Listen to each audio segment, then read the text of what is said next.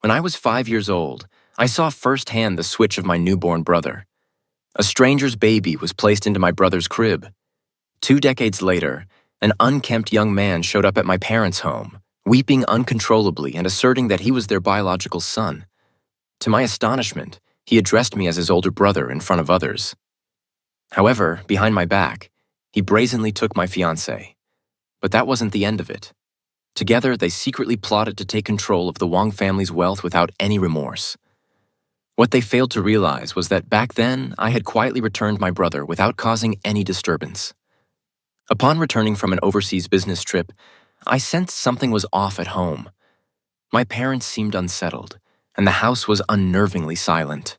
Clutching the gifts I had brought for the family, I inquired, "Where's Noah? It's the weekend, and he hasn't come home this week." Noah, my younger brother, 5 years my junior, was a sophomore at a local university and usually returned home on weekends unless something urgent arose. I imagined his typical greeting, probably sneaking up behind the door to surprise me, then insisting, "Bro, let's play some games together." Instead of him, I was greeted by my quiet parents. My father gestured me over and said, "Lucas, come here. Your mother and I need to talk to you about something very important." As the eldest son, I had taken over the family business after starting college. The Wang family was undeniably prestigious, boasting an extensive family tree with several notable figures in its history. My parents' generation and our relatives were all affluent. Our family businesses awaited inheritance by Noah and me, ensuring our financial stability. I moved closer, confused, and asked, "What's going on with you two? Acting all secretive? Did Noah get into trouble again?" Noah had always been rebellious and difficult to manage. During his middle school years, I frequently had to clean up his messes. However, he wasn't someone who bullied others. Though he had a short temper, he only directed it at those who provoked him. He believed in confronting anyone who crossed him, regardless of their age or gender, prioritizing fairness. My mother motioned for me to sit, her expression complex as she said, "No, it's much worse than that." Completely baffled, I wondered if there was something more serious than Noah causing issues. Cautiously, I asked, "Are we bankrupt? Which business is failing? Our family has investments in numerous industries, making it hard to identify the problematic one." My father shook his head, his face etched with worry, and said, "Lucas, have you ever considered that Noah might not be our child?" I was speechless. Turning to my mother, I asked, "Mom, did you ever do something wrong when you were younger?" Before she could answer, my father slapped me on the head. He yelled, "What kind of nonsense are you thinking?" His voice grew louder as he continued, "What I mean is, what if Noah isn't mine? What if he's not your mother's son either?" I responded firmly, "That's impossible." Hearing my response, my mother also looked troubled and said, "Yeah, how could the child we've raised for 20 years not be ours?" Their strange behavior left me crossing my arms and leaning back, prompting me to ask, "What's going on? Who's saying Noah isn't our son?" During my week-long business trip, I learned about the bizarre events that had unfolded. A few days prior, a disheveled 20-year-old man had appeared before my parents, crying and clinging to my father's leg, declaring, "Mom, Dad, I am your real son. Your current youngest son, Noah, is a fake. His biological mother swapped us at birth." Rubbing my forehead in disbelief, I questioned, "So you're telling me a random person shows up claiming to be your real son and you believe him?" The situation gave me a headache. I continued, "Give me your phone. I want to check if you've received any scam messages." My mother shook her head, explaining, "But he accurately described the date and time of Noah's birth, even knowing the hospital and the doctor who attended him." I replied, "That just means the scammer was well prepared. Besides, this information isn't classified. It wouldn't be surprising if someone remembered or happened to know about it." My mother added, "We didn't believe him at first, but then he showed the bracelet your grandma gave Noah when he was born." My father interjected, "You were still young and might not remember, but your grandma specially made bracelets for both you and Noah from Bodhi seeds. Noah's current bracelet is a replacement, but the original one, the one your grandma placed in his crib, disappeared at some point." Their words triggered distant memories from the day Noah was born. I was 5, just returning from kindergarten to an empty house except for the nanny. I wanted to find my parents, but was told they had gone to the hospital to deliver my sibling. I likely visited Noah the next evening, more than 10 hours after his birth. While I don't recall the exact security measures at the hospital 2 decades ago, I do remember the prevalence of human traffickers who were known to steal babies directly from hospitals. My father had received an urgent work call and had to leave to handle it. Our relatives, initially excited about the new baby, went silent once my mother became too exhausted and needed rest. The nanny was supposed to watch over the babies, but I can't remember why she left the room at that time. I tiptoed to the crib to see my little brother. He wasn't crying. His lips were slightly curled into a calm, composed smile. He looked handsome, much like me. After staring at him for a while, I grew tired. The dim light in the room made me feel the need to rest. For some reason, I found my mother's coat hanging on the rack to be warm and inviting. So I draped it over myself, leaned against the bed, and fell asleep. Suddenly, the sound of a door opening jolted me awake. At first, I thought it was my father returning, but I quickly realized it wasn't. A woman entered the room, not the nanny, nor a relative or family friend. She was carrying something, and upon closer inspection, I saw she was holding a baby. She gently placed the baby down, then quietly picked up my brother and left. Perhaps it was the dim lighting, and since I was small and hidden under my mother's coat, she didn't notice me. I watched in silence, still half asleep, wondering if I was dreaming. When the soft sound of the door closing reached my ears, I quickly approached the crib. Despite newborns looking similar, the clothes this baby wore matched those my brother had been dressed in. After staring at Noah for so long, how could I not recognize him? He had been swapped. Realizing something was wrong, I tried to wake my mother, but her breathing was steady and she wouldn't wake up. I opened the door and saw the woman turning the corner. I immediately followed her into another room, where her muttering was barely audible, but I noted the room number. Soon after, a man entered, and the two began arguing. He seemed to have taken something from her, prompting her to chase after him. That's when I acted. I swiftly opened the door, snuck in, and saw my brother in the crib. I was certain it was Noah. Carefully, I picked him up and took him back to my mother's room. Along the way, Noah nodded and pouted, acting serious, like a leader giving approval. Once I returned him, I took the stranger's baby and brought him to the other room. The nanny was shocked to see me carrying Noah, and later, my father scolded me for causing trouble. My mother woke up a few hours later, and since nothing seemed amiss, I didn't worry further. The entire incident was hazy in my memory, and later, I even thought it was just a dream. Now, someone was using the Bodhi seed bracelet my grandmother gave Noah to claim kinship. My memories ended, and I wasn't sure if all the details were accurate. If it was just a dream, Noah hadn't been swapped. If not, then I had indeed swapped him back. I asked, "Where is the guy who came to claim to be our son?" My mother whispered, "We told him to stay at the house on the east side of the lake." I frowned. "Have you done a paternity test? You just let him stay at our house." My mother lowered her head, and I didn't dare say more. My father also looked down, fearful of the possibility. If the son they had raised for 20 years wasn't truly theirs, how could they break the bond they had? If their real son had been missing for 2 decades, how could they compensate for those lost years? I kept my thoughts to myself. Even though I believed Noah was my real brother, memories from when I was 5 weren't entirely reliable. Only a paternity test could provide definitive proof. Quickly, I proposed, "Let's do this. We'll get him a paternity test as soon as possible. Until the results come in, there's no need to inform Noah. No one would want to see their family member doubting their bloodline." My parents agreed with the plan, understanding that despite their hesitation, the matter needed resolution as soon as possible. My mother anxiously asked, "What if the test shows a match?"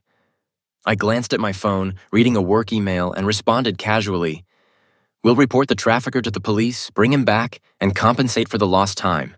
Noah can stay with me. Worst case, he's already capable of taking care of himself." But I added softly, "I still think this whole thing is a sham, but life always surprises you faster than you expect." The very next day, I received a call saying, "Lucas, something happened." completely bewildered, especially since it was Sunday and I was supposed to rest, but I didn't. Typically, parents aren't called to school, but today was different. Noah had gotten into a fight at school. A friend of his had called to warn me that Noah didn't want our parents to know. I was at a loss for words. Who could have anticipated that despite being in college, Noah still had such a temper? When I arrived at the busy police station, I saw Noah, furious, surrounded by his friends and a very young counselor, probably just a few years older than me. They had come to the police station to address the school fight. My peaceful weekend was officially ruined. I called out, "Noah." The angry young man turned around upon seeing me and rushed over as if seeking my intervention. "Bro, you're finally here." I gave him a quick assessment. Noticing there were no serious injuries, just a red hand, I asked, "What's this about you fighting again? You're not a teenager anymore. Can't you be a bit more mature?" "Look at me. I'm calm under pressure, unaffected by anything. Learn from me. How can I feel at ease when you're like this?" He interrupted loudly. "Bro, stop with the lecture. Ava's been sneaking around with some guy from school. You've been cheated on." I was speechless. Ava, my fiance. That's when I saw her in the crowd, the woman I hadn't seen in over a week. I didn't have specific needs regarding relationships. My upbringing had shaped my views. When selecting a partner, her family background was paramount to me. Ava was the fiancée I had chosen personally.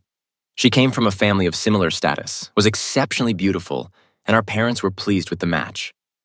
However, we didn't share the same values. For instance, she often professed a desire to be independent and live for herself, but never took steps to improve herself. Instead, she expected me to cater to her whims and finance her hobbies. I refused to be manipulated, resulting in her frequently criticizing me for being stubborn and not knowing how to please women. But this bothered me little.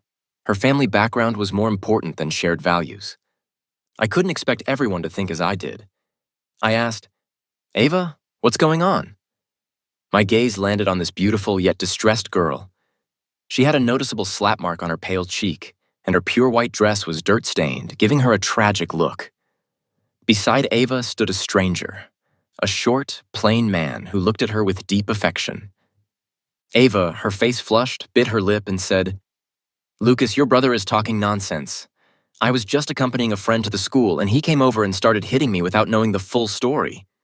Noah stepped forward, pointing at Ava, shouting, "You're lying. What kind of friend hugs and cuddles like that? That's not what friends do. I'll tell you, if you dare put a green hat on my brother, I won't let you off the hook." Noah looked furious, as if ready to strike again. I addressed them calmly. "So, this is your friend. Which family does he come from? I've never seen him before." Up to this point, my emotions were under control, and my first thought was that this man might be a wealthy second-generation heir.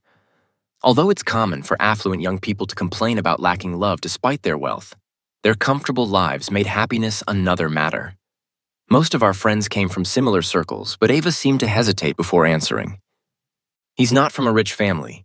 He's just a friend I met at a restaurant." The term friend was peculiar. Someone you'd met only once could be considered a friend. Someone who hugged and held you could be called a friend. I didn't press the issue, but my brother clearly disapproved of Ava's explanation. He retorted, "What kind of friend is that close? Do you have no shame?" It was evident that Noah didn't approve of our engagement. He had opposed it from the start.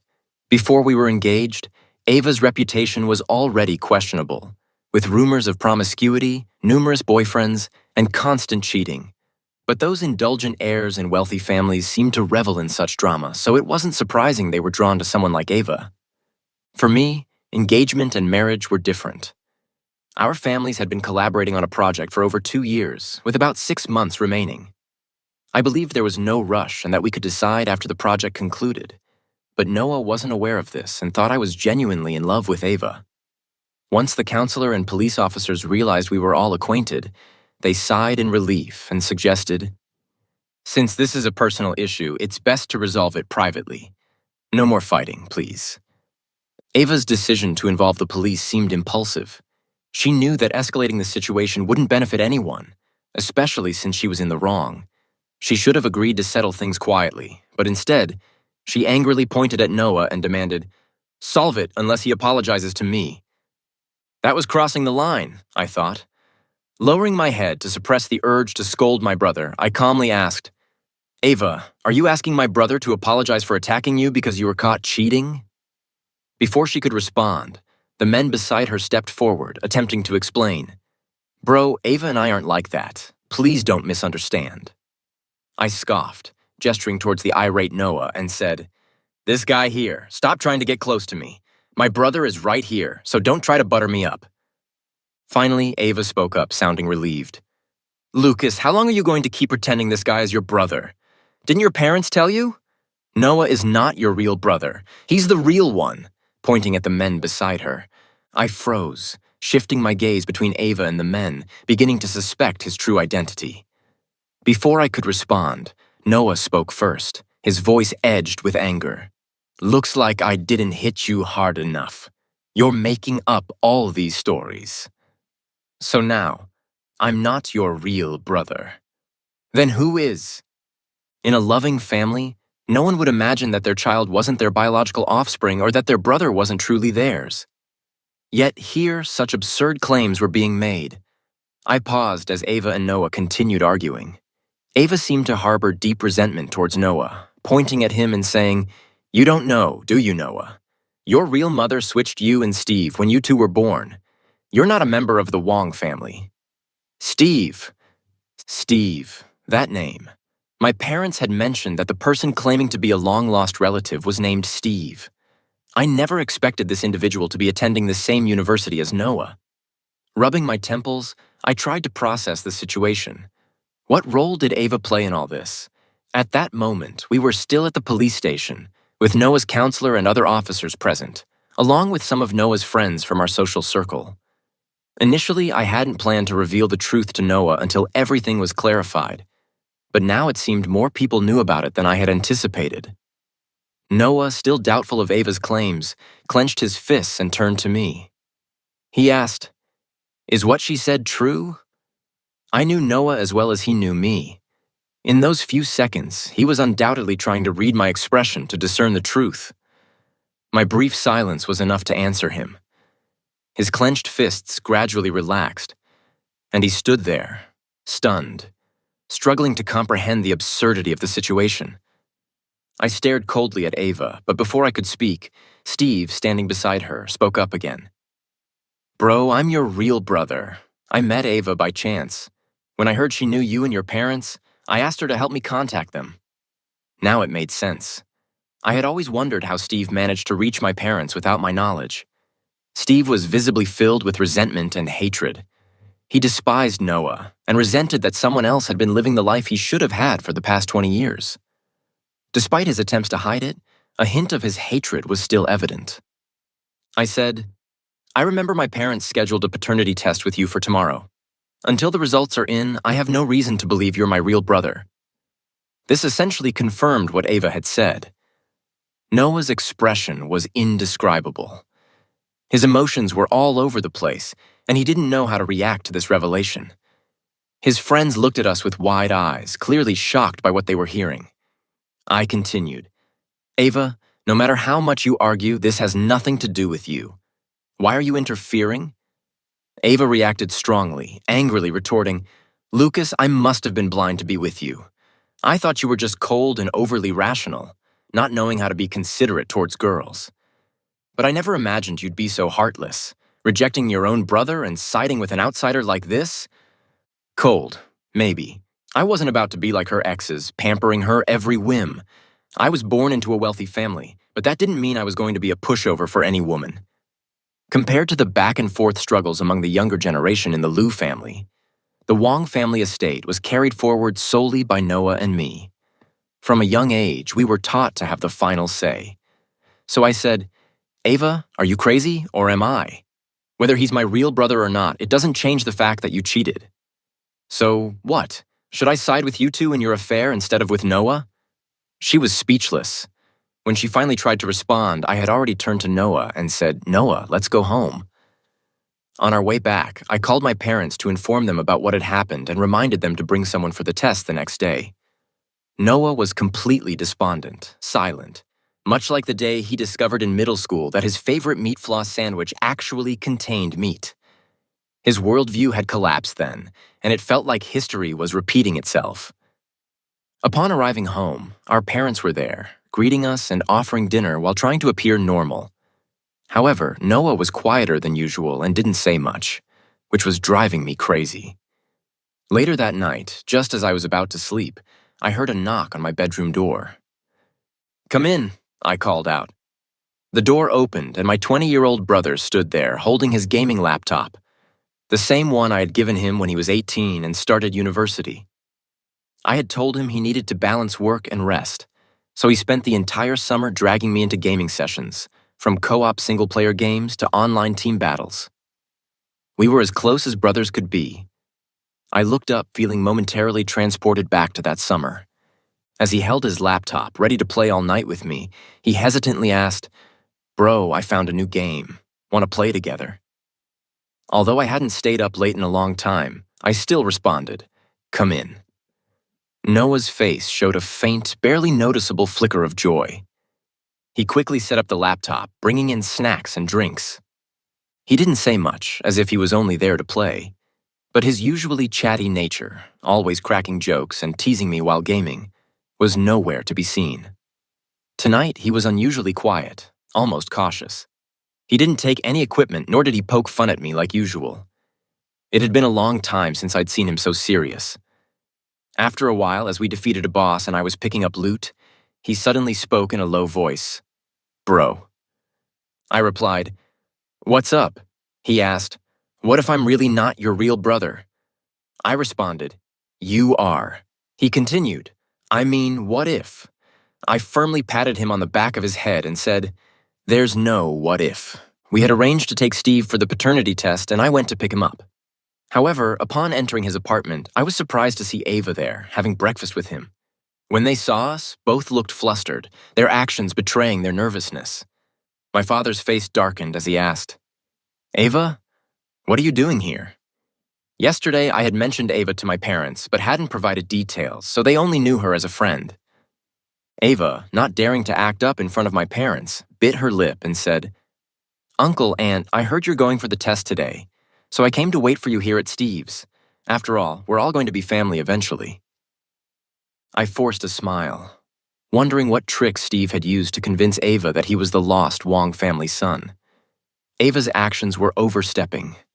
She was still my fiancé in name, and even if she wanted to join us, there was no reason for her to be alone at Steve's place, especially since it was my parents' house. Today's agenda was private and couldn't involve outsiders, so I had to take the lead. As we drove, Steve began sharing his life story. He said his foster parents treated him terribly, his foster mother was miserly, and his foster father was an alcoholic who abused him. As he grew older, they even tried to force him to drop out of school and work. He worked hard and eventually managed to get into university. Initially, it sounded like a sad but inspiring tale of overcoming adversity, but my nature made it difficult to believe everything he was saying. Humans tend to be selective with their stories, highlighting what benefits them. So I asked, "How did you find out about your true origins?" Steve didn't seem surprised by the question, perhaps because he had already shared his story with others before. He replied, "Last year, when I went home, I accidentally saw my foster mother's phone. She had secretly taken photos of Noah and other pictures in an album labeled Good Son. I saw Noah's wrist and noticed he was wearing a bracelet that looked exactly like mine. Later, when she was drunk, she cursed and said that her son was living a life of luxury while Noah was serving her."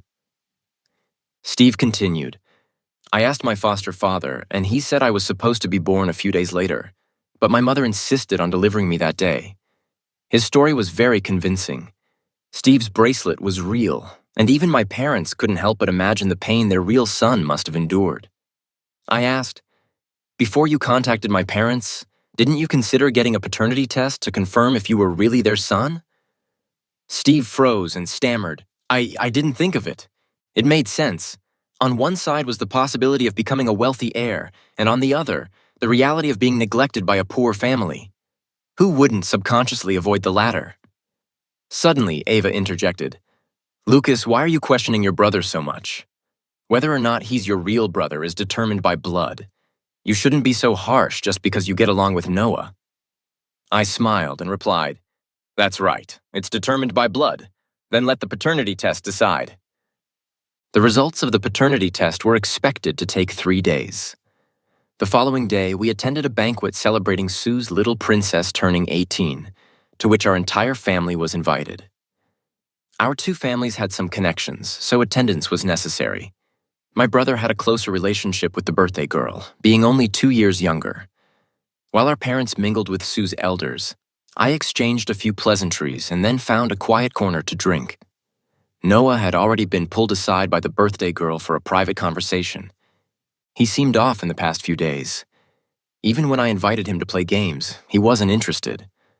Whenever I asked what was wrong, he simply said nothing. A light, melodious voice called out from behind me, Lucas. Turning around, I saw who it was. I greeted her politely.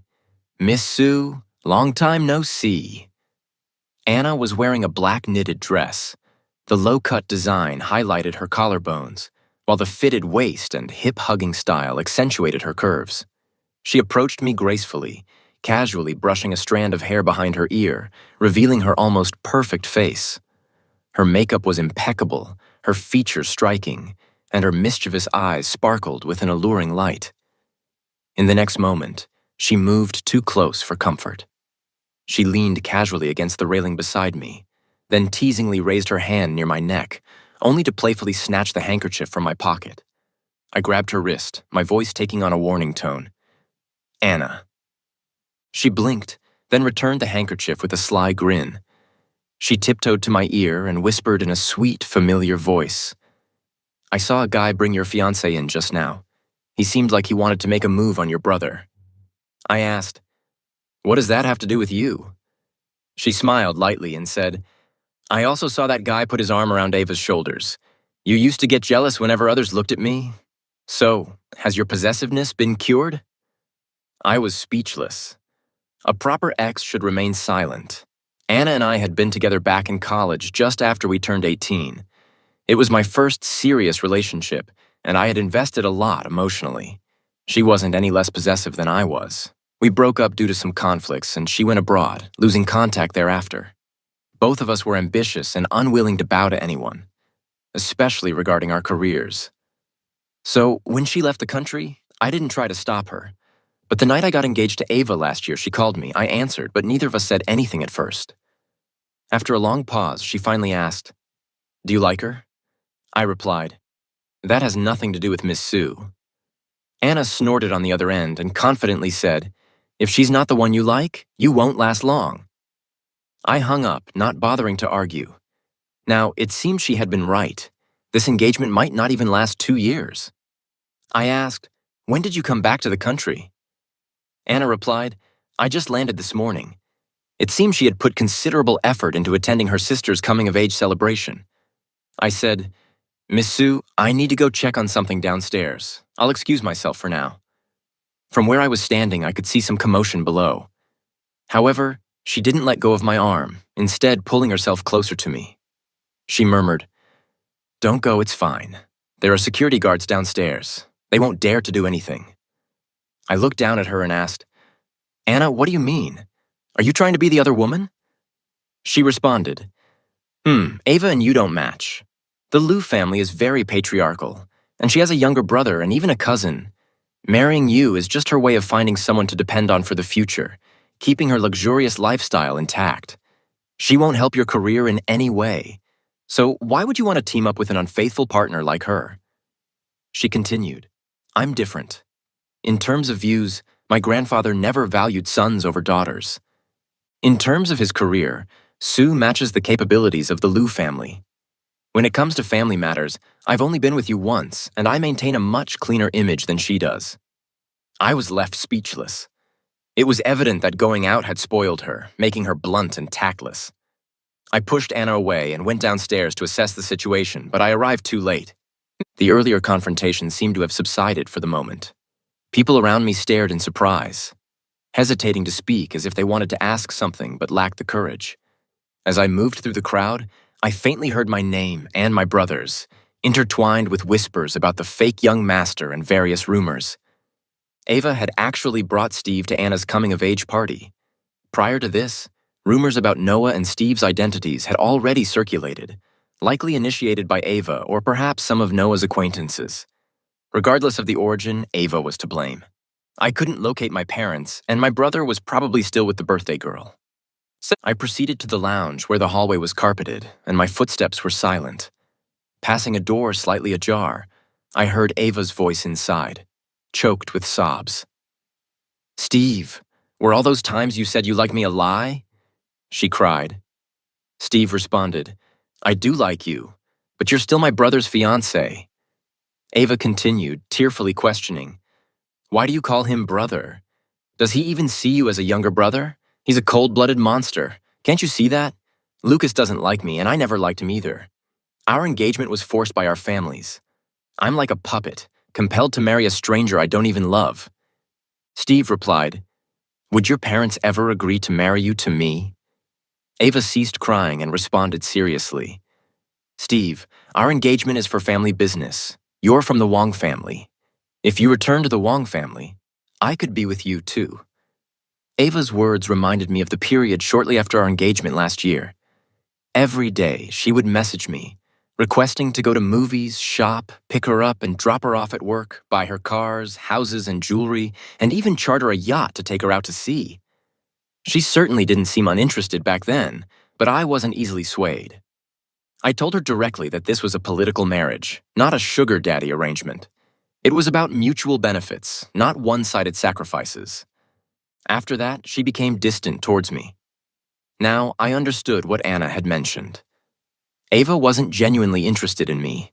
She was merely seeking someone willing to spend money on her, someone who would play the role of a simp. Internally, Ito, who thought he had won the girl's heart, was still dreaming of a wonderful future with Ava. I turned and quietly left the scene. As I turned, I noticed Anna standing nearby, her eyes filled with a knowing smile. After exiting the hallway, Anna teased, "Seems like things are pretty lively at your place lately." I sneered, "If you want a good show, go to the theater." Anna asked, "When are you going to call off the engagement?" I turned to her and responded, "When did I say I'm calling off the engagement? Even if I do, what does it have to do with you?" She replied, "A mistress has to be prepared to take the throne at any time."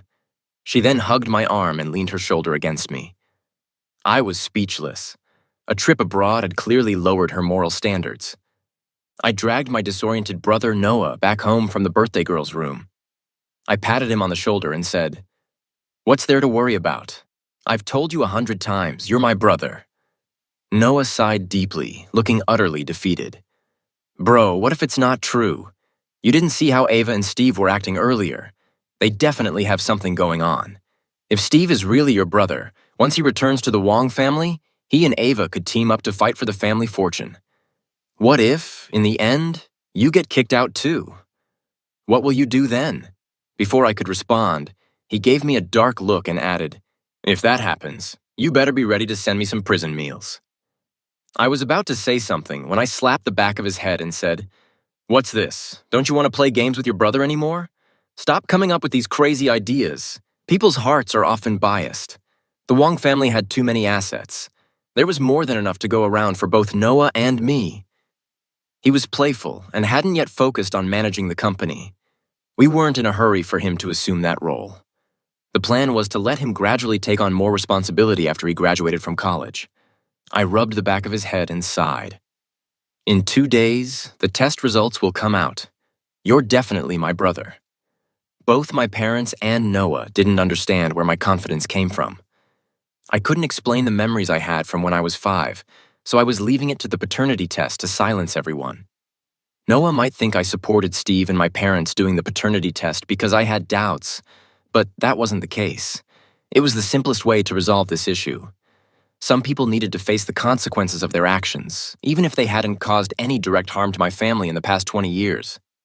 However, I had underestimated the depths of human malice.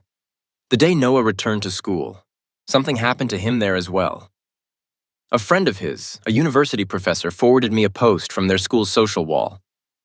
The post read, "A second-year finance major has a really steady mentality. He usually lives in luxury, but it turns out he's a fake young master who's been living off someone else's fortune. How can he still have the nerve to attend classes? Did he never think that the real young master, who was switched at birth 20 years ago, would end up studying at the same university as him? This imposter has enjoyed 20 years of wealth and glory, my friend said. Lucas, this sounds like Noah. Your family situation is already spreading at school. This doesn't seem right. It didn't seem right. Normally, people wouldn't spread rumors about something that could negatively impact them, so it wasn't likely to be Noah. It must have been Steve. My friend, being a teacher, knew many students. Soon enough, I saw people spreading rumors, trying to uncover the identity of the fake young master. I asked him to contact the school to have the post deleted, considering it a favor. "I'll treat you to dinner sometime," he laughed and said. "This doesn't count as a favor. These unverified rumors shouldn't even be posted in the first place. I'll contact the teachers and have them remove it." He added, "But even if it's deleted, it probably won't stop the gossip." I understood. What I didn't grasp was why, if they were so sure they had been switched at birth, they couldn't just wait patiently for the paternity test results. I took my parents to the house on the east side of the lake to meet Steve. After the previous night, I had Noah take a leave and go home. Even without solid proof, some people had already believed the story about the fake young master through online gossip. Noah was the president of the school's weightlifting club, and his contact information wasn't a secret. Once it was leaked by someone with ulterior motives, he began receiving constant harassment starting the night before. People added him as a friend to insult him or even called him to curse at him. It got him so worked up that he almost wanted to meet someone offline to fight, so I had him take leave and confiscated his phone. Now he's stuck at home playing on his computer to kill time. I don't think these people, including Steve, should be taught a lesson, but Noah tends to resort to violence when confronted, which isn't wise. A knife needs a sheath, and I'm my brother's sheath. When Steve saw me and my parents, he immediately smiled and said, "Mom, Dad, big brother, you came to see me." His acceptance of his new family was much quicker than I expected. My parents were still not accustomed to the way he addressed them and wanted to say something but feared it would make him uncomfortable. As parents, they hadn't really done anything wrong. But until the paternity test results came out, they were still clinging to that lingering uncertainty, worried. Only I wasn't affected by it. After a few pleasantries, I calmly asked, "Steve, have you seen anything on the school social wall?" His face stiffened for a moment before he asked in an unclear tone, "No, why? What's wrong, big brother?" I explained, "Someone anonymously posted about you and Noah on your school's social wall, completely humiliating him. It's like they hate him. I've had the post deleted, but some people have already traced it back and started insulting him. Do you know about this?" I kept an eye on Steve's expression. By the second half of our conversation, his eyes didn't seem entirely natural, perhaps even showing a hint of satisfaction. Steve's face reddened and he gritted his teeth, saying, "I had no idea about this, big brother." "Are you implying that I posted it on the social wall? Is that the kind of person you think I am in your hearts?" My mom spoke up first, asking, "Steve, Lucas means to ask if you've told any classmates or friends about this." His gaze flickered for a moment. After a long pause, he quietly said, "I mentioned it to my roommate before. Maybe they were just standing up for me." I had checked the comments on that social wall post, and it was indeed possible that some of them were from people close to him. My dad said, "Until the paternity test results come out, it's too hasty to spread this information." He thought about it for a while before adding this. It wasn't a harsh statement, but it seemed to resonate with Steve. He suddenly stood up, trembling, his fists clenched and shaking uncontrollably. "Dad, do you also suspect that I did this on purpose? Whether it was intentional or not? Noah stole 20 years of my life. I should have been raised by you, to be your son and brother. Shouldn't I resent him?" My dad sighed and said, "But even if you two were switched at birth 20 years ago, Noah was just a newborn at the time. He couldn't control his life and didn't even know his own identity. The ones you should be resentful of are the ones who caused all of this, and the parents who failed to protect you, which is us." Steve's emotions became even more agitated, and his whole body trembled as he gasped. "But he's the one who benefited from it all, even now. You still treat him like your own son, don't you? Everything he has should have been mine." "Why?" His emotions were so raw and genuine that even my parents could tell he wasn't lying. It was the truth. Steve had been consumed by the story of his swapped life. His genuine resentment was directed at the person who had lived the 20 years he should have had, as well as the culprits behind it all. "What are you doing?" A woman's voice suddenly rang out from behind. I hadn't noticed when Ava had entered the room. She hurried over to support Steve, who was trembling uncontrollably. Seeing Steve's state, she began crying and said, "Mr. and Mrs. Wong, how can you treat Steve like this? He's been through so much outside. Did you even ask about it? Now that he's finally back home, not only does he not feel the warmth of a family, but you're also interrogating him. Steve doesn't owe you anything." Ava's tears fell like rain, one after another, as if she were a weeping flower. Steve seemed to play along with her, sighing and comforting her. "It's okay, Ava. I'm used to it." I couldn't be bothered to listen to their act. I directly interrupted. "Steve, did you tell Ava the password to this house?" I asked because I was certain I had locked the door when I came in. Both of them froze for a moment at the mention of the password. My parents also finally reacted to the awkwardness of Ava's sudden appearance. She had accompanied us for the paternity test earlier, and now here she was again, out of nowhere. It was hard not to make assumptions. My mom furrowed her brow and asked, "Ava, how did you get here?" Ava remained silent, and Steve quickly interjected, "Mom, I told Ava I wasn't used to being here before, and she said she'd come to check on me for my brother since she's my brother's fiance and we'll be family." I thought it was only right to tell her. My parents weren't fools, and although they were caught in an awkward situation with their son, they weren't easily deceived. I smiled and said, "So you know she's my fiancée.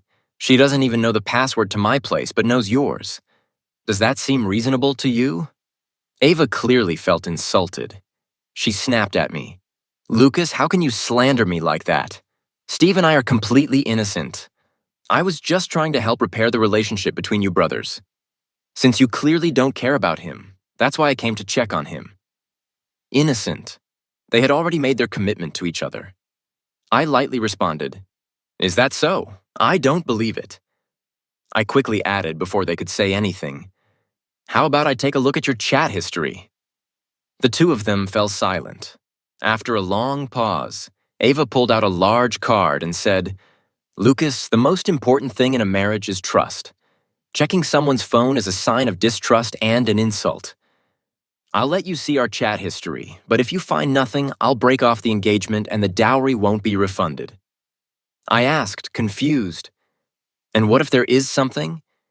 She replied, "If that's the case, I'll return the dowry and agree to end the engagement." I was speechless, realizing that in the end she wouldn't lose anything. If she cheated, the punishment was simply returning what was mine. I rubbed my temples and said, "Fine, bring it to me. Let's show everyone." She retorted, "Checking my phone shows a lack of trust. If you don't trust me, then just end the engagement." Why the need for humiliation? What a load of nonsense. I responded, "Are you trying to play both sides? Fine, I'll annul the marriage and you won't get to keep the dowry." I turned to my parents and said, "Mom, Dad, call Uncle Lou and his family. Let's resolve this today so we don't ruin anyone's chance at marriage." My parents had clearly realized that Ava wasn't a good person, and with the possibility that Steve might be their son and Ava was clearly entangled with him, they didn't hesitate to address the issue. At their age, could they not see through Ava's intentions? Ava had originally mentioned it casually, but when she saw my parents agree and start calling her family, she froze in place. Then, after seeing Steve's expression, she seemed to decide not to stop them. The Liu family wasn't willing to break off the engagement, but I'm not sure what Ava said to them. When they met us, their attitudes suddenly became warm and friendly. They said, "Since the two children are no longer interested in each other, let's call off the engagement. In the future, they can both marry whoever they choose." Ava's mother also didn't show much change in her attitude toward us. She smiled at my parents and said, "It's unfortunate that we won't become one family, but I hope our two families will have more chances to work together in the future." It was all just polite conversation. Both sides maintained a friendly tone when it came to matters of cooperation. Breaking off the engagement was actually a very simple matter. Both parties came to an agreement and announced it to friends and family. That night, after the engagement was officially called off, I received a phone call from Anna. "Wang, I heard you're single now," I replied. "Yeah, and what does that have to do with you?" The woman on the other end of the line laughed lightly and said, "Of course it has to do with me. Now that the spot's open, I'm aiming to be the new mistress." Before I could respond, she suddenly switched to a high-pitched voice and said, "Wait until you're done with things at home. Come out and have dinner with me, okay? It's been so long since we've eaten together. I really miss you, Wang." I was speechless. This woman used to be so arrogant. Where did she learn to act like this? I hung up the phone.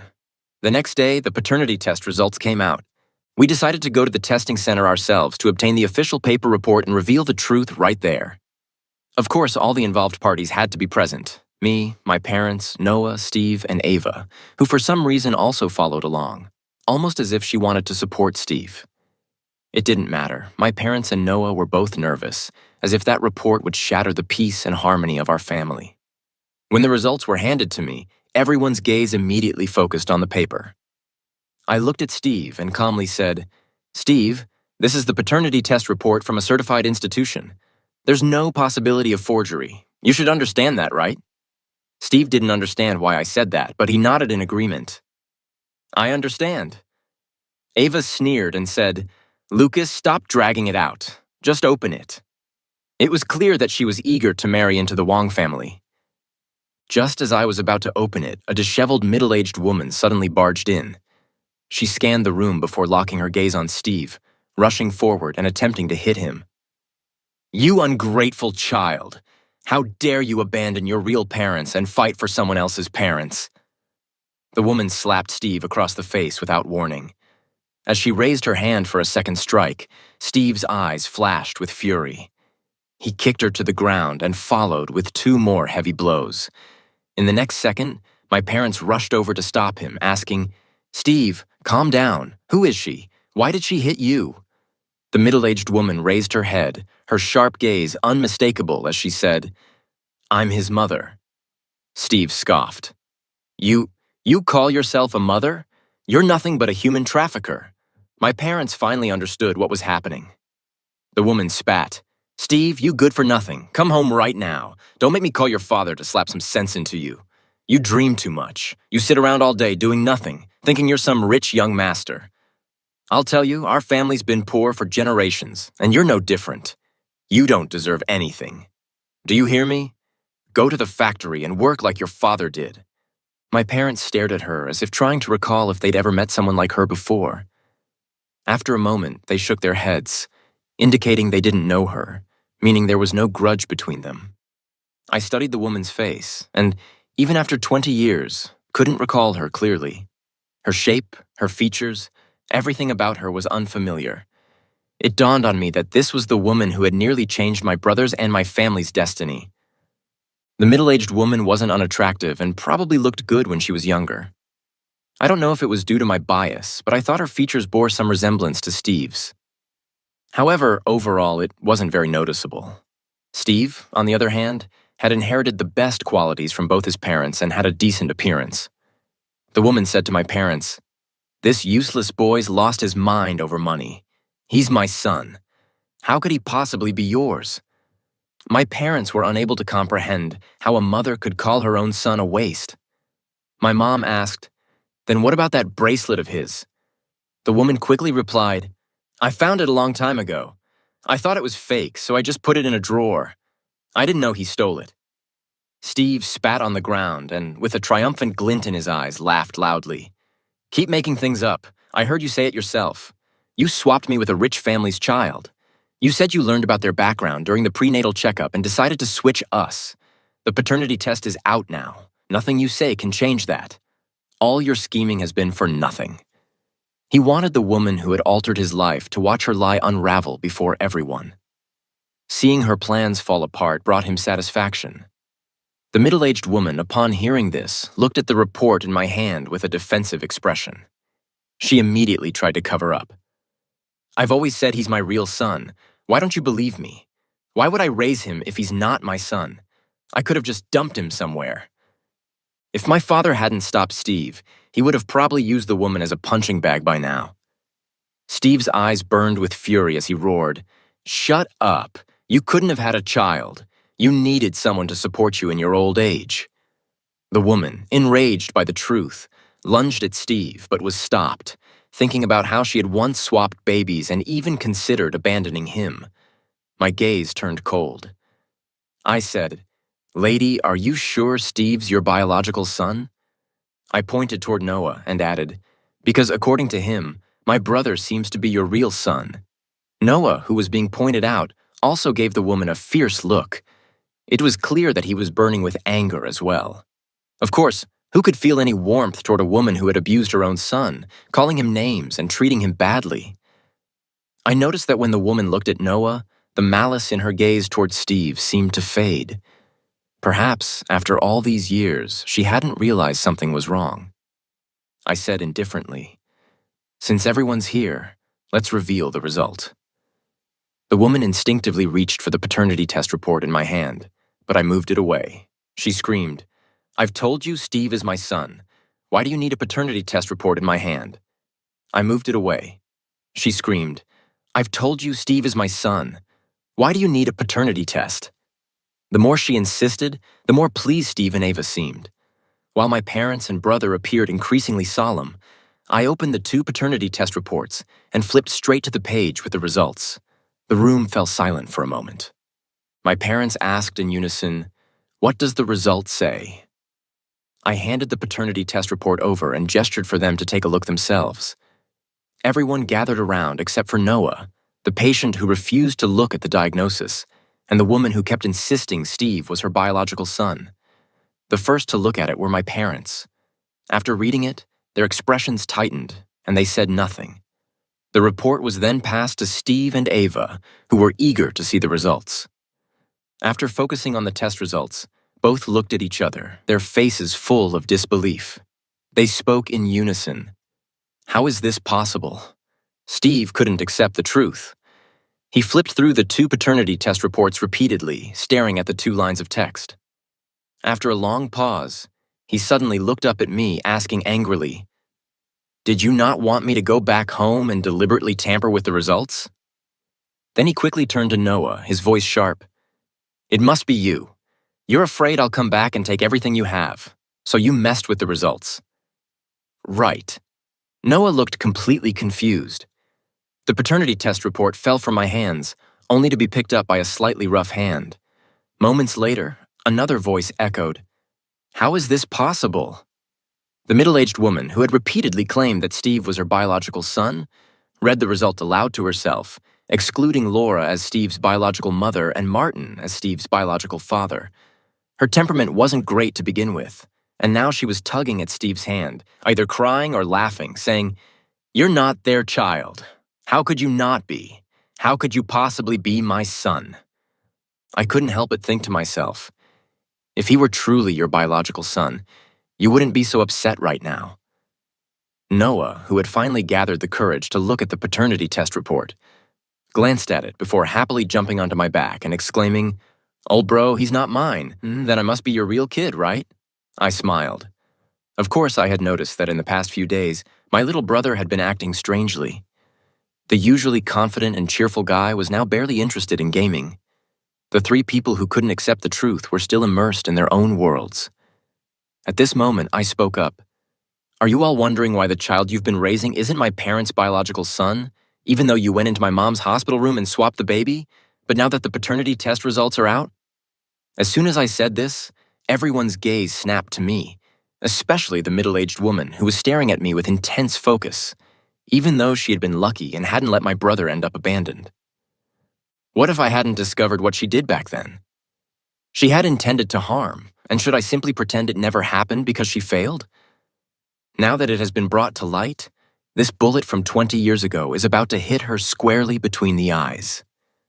Under the gaze of the woman who had believed for so long that her biological son was living a life of wealth, I slowly smiled and said, "When you went into the hospital room back then, didn't you notice me? You froze in place." I continued, "I swapped the baby in your crib with the one in mine." It didn't matter how much resentment she had held toward children from wealthy families over the years. All of it had been unleashed on her biological son. "You're talking nonsense." The woman tried to struggle and lunge at me, but was immediately restrained by my brother, who grabbed her wrist. I turned to Steve and asked, "Do you remember when I asked you about your blood type?" He looked up at me. I said calmly, "Both of my parents are type A blood. How could they possibly have a child with type B blood, even if the swap had worked back then? My family does health checks every year. There's no way your blood type could have been hidden." Steve didn't know whether to cry or laugh. He tugged at the corner of his mouth in disbelief.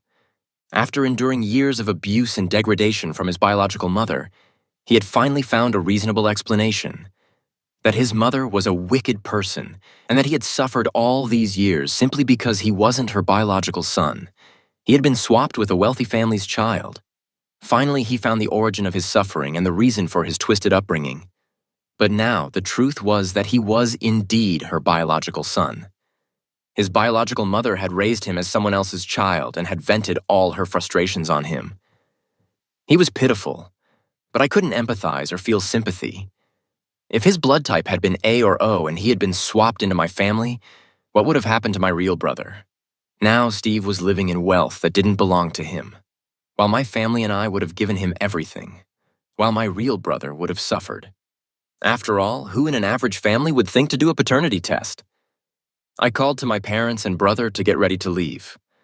As I was about to step out the door, I turned back and said, "By the way, I'll send someone to pack your things at the house in East Lake.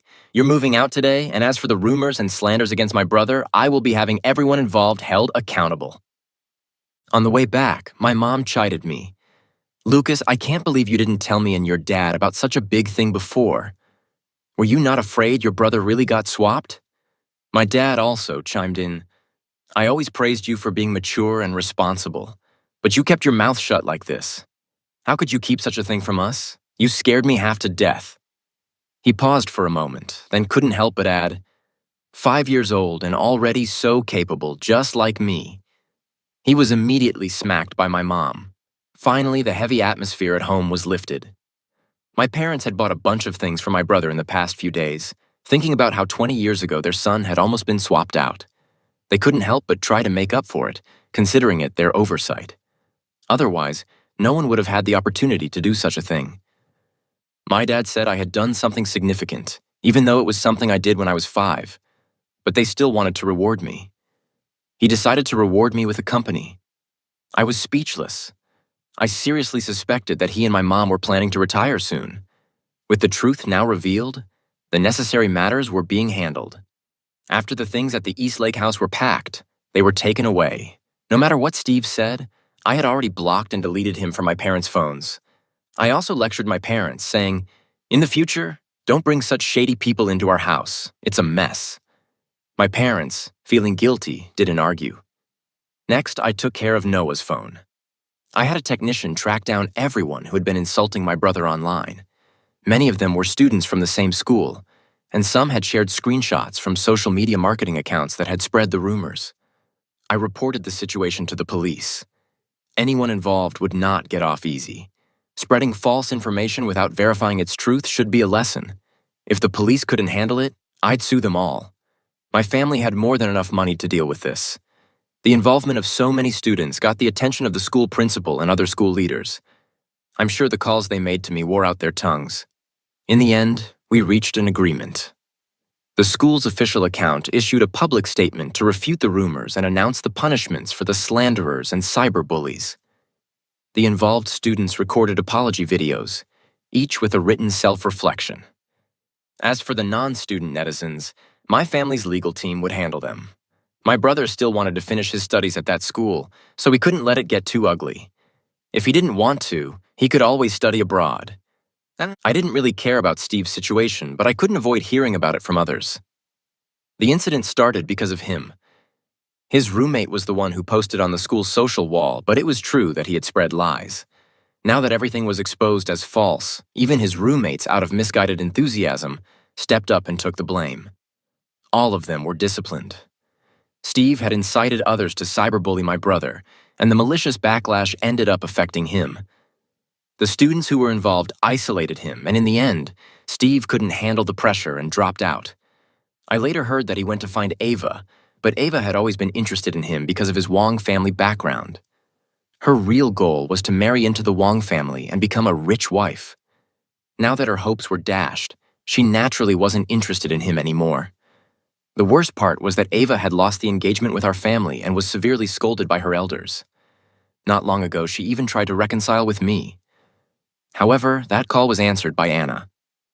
I watched as she put the phone on speaker, and on the other end, Ava was trying to coax and apologize in a pitiful voice. After a while, Anna laughed and said, "Sorry, our young Master Wong isn't lacking women. It's a bit too late to regret now, don't you think? After all, I'm better at holding him than you are." And with that, she hung up. Regardless of how frantic Ava sounded on the other end, I walked over and picked up the phone, only to find that Ava had already been blocked. I asked, "Jealous?" Anna snuggled into my arms and said dismissively, "Jealous her. I could tolerate her acting spoiled because of her status, but when she's not even pampered and still acting up, I couldn't stand it. She looks like someone with a developmental disorder." I was speechless. This girl could kill with just her words. "Lucas," Anna called my name. She asked, "When are you going to introduce me to your parents?" This was the girl who had shown up late one night to offer warmth. I couldn't resist the temptation, and one thing led to another. Spending a wild night together. Now she wouldn't leave my house, insisting that I had to take responsibility for her. I replied, "You already know my parents, so just go see them yourself." She snuggled into my arms and rubbed her head against me, saying, "Only if you take me." Anna had been a bit upset lately. She looked at her phone, pouting, and said, "I told your brother not to stay at home playing games all the time. I suggested he go out and hang out with you, Yochu. Young people should communicate more and go out. But he said I had ulterior motives. Can you believe him? I've been arguing and making up with you for so many years, treating him like my own brother. And this is what I get. You need to do something about it." I commented, "You really do have bad intentions. These past few nights, my brother can't even find anyone to play games with. The whole thing about getting back together with Anna wasn't kept a secret from my brother, but he had a huge reaction to it. Not long ago, when I got acute gastritis, Noah skipped class to come over and cook a hot 5-course meal for me. He was so proud of himself and said to Anna, 'No one knows how to take care of my brother better than me. We're like real brothers.'" Anna, after a moment of stunned silence, sat down and tasted Noah's cooking. In the end, she gave him a thumbs up, complimenting his culinary skills. That really pissed my brother off. Noah privately complained to me, "She's just a trashy woman. Do you remember how much you drank the day she left for studying abroad? She's the most toxic woman's heart. Ava is a perfect example. Trust your little brother on this. Women just slow us down, don't they? Isn't it better to be a real man? A Sigma male." I gave him a hard smack on the back of the head and said, Fine. I was actually going to tell you. Yochu has a game room at home with all kinds of consoles." The next second, he was gone in a flash. It seemed that, for him, the appeal of games far outweighed women. My brother is still a child, young and naive, not really understanding that there can be certain pleasures in relationships. His concerns aren't without merit, but neither Anna nor I are the type of people to lose ourselves in a relationship. After all these years, it seems she and I are the most compatible. As for marriage, it's a much more complicated matter that requires careful thought. The woman who had swapped the babies back then was named Sandra. I later investigated her and found that, in fact, she had no personal grudge against our family. But what happened back then was not a spur-of-the-moment decision. It was all part of her plan.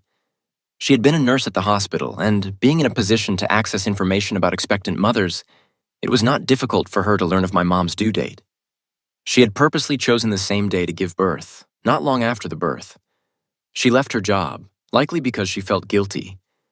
For years, she had been observing my brother from some corner, convinced that the child she had manipulated and raised as her own son was her true flesh and blood. Thinking back on these years, it's a chilling thought to know someone had been watching my brother like that. However, 20 years later, There is no direct evidence that Sandra was responsible for the baby swap. I had been too young at the time to fully understand the consequences, and later I had forgotten about the whole thing. If Steve hadn't come to find me, this blurry memory would have remained buried in my mind. I saw Steve again when I was passing by a club. I saw Sandra gripping Steve's hand tightly, pleading in a low voice. "Steve, please come back with me. Okay, you're still young. Go back, repeat the year, and take the university entrance exam again. You still have a bright future ahead of you. Gambling is not for you, my child." She's lost a lot of weight since the last time I saw her. Not just normal weight loss, but it seemed like she was sick. "Get lost, you old hag. Don't tell me what to do." She continued to beg, "Steve, I was wrong. Don't ruin your life. I'm sick, and I won't live much longer. Please, come back with me." I found this scene rather amusing. The woman, it seemed, knew what the right path was all along. From a distance, I overheard Steve viciously tell his biological mother, "You should have just swapped me with someone else back then. Who would want a mother like you? You're sick, and you deserve it. This is your punishment." From an outsider's perspective, anyone who knew the full story couldn't blame Steve, but I still wouldn't forgive them. One mother, who was willing to destroy another family for her own selfish desires, and a son who had grown up in that twisted family. Steve was indeed a victim, but it wasn't necessary for things to turn out this way. If he had suppressed his desire for revenge, the results of the paternity test would only have been known to my family and him. He chose this path. Of course, the most wicked of all was Sandra, the one who had caused all of this. Later, I heard that Steve had ended up in this situation because he had grown accustomed to the extravagant world and could no longer tolerate ordinary life. After a chance victory in a casino, he realized how quickly money could come, and he became addicted to gambling, unable to pull himself out. It's a rather pitiful story. As for Ava, she never contacted Steve again. She was never the innocent, pure-hearted girl she appeared to be. Her approach to relationships was always very utilitarian. She was simply looking for someone to rely on. She knew that in the Liu family, boys were valued over girls, and her purpose there was to be married off into a good family. Only by finding a suitable husband could she maintain her dignity and position in her own family. But now, after offending the Wang family, she had completely become an abandoned child of the Liu family. Time passed slowly and calmly over the next 2 to 3 years. Lately, I had been dreaming frequently about the day my brother was born, over and over again. In my dreams, I kept reliving that day. Sometimes I would see myself lying in bed, unaware that anyone had come in, and the person who was loved and cared for by the family was someone else. I would suddenly sit up, waking up in a cold sweat. Anna would look at me, blushing, and say, "Lucas, are we working late tonight?" I was speechless. It had been 3 years, and she was getting better at keeping me on my toes, always finding new reasons to make me work overtime. Not a single day could be missed, normally. I didn't even dare to get up in the middle of the night to use the bathroom. After a while, I collapsed exhausted onto the bed and said, "Well, tomorrow I'm going to spend the night out with my brother. Don't wait for me to come back." She sighed softly. "We're already married, and yet in your heart, you still care more about your brother than me."